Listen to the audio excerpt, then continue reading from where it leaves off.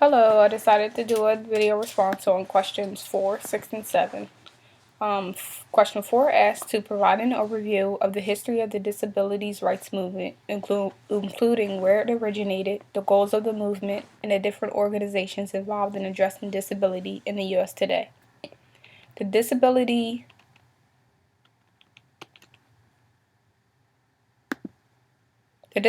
rights movement originated in the early 1970s following students with disability who attended the University of California at Berkeley. The students established their own student center and became known as the Rolling Quads. This brought attention to the community and became a model for hundreds of independent living centers. This also caused the social movement for disability rights to emerge across the United States.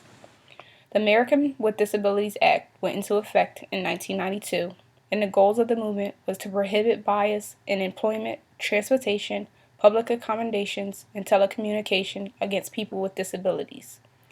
The National Governors Association, Adaptive Sports Foundation, American Association of People with Disabilities, American Foundation for the Blind, Autism Speaks, and Disabled Sports USA are different organizations involved in addressing disability in the U.S. today.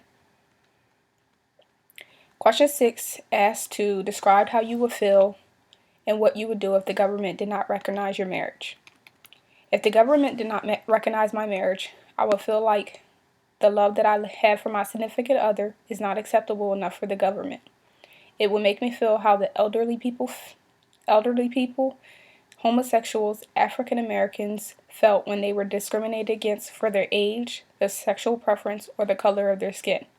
I would feel like I am not treated fairly and that my happiness is not important.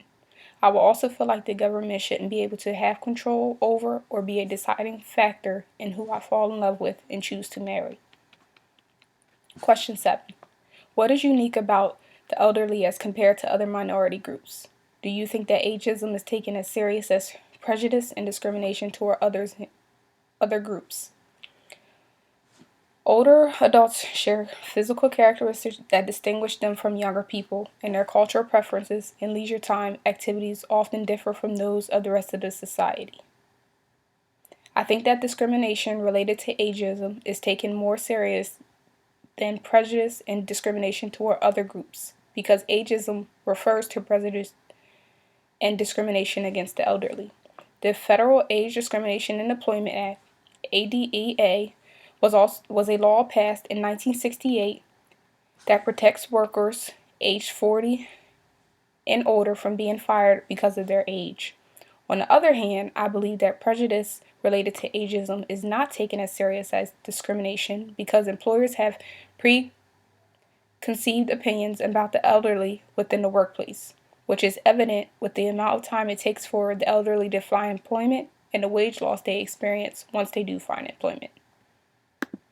Thank you.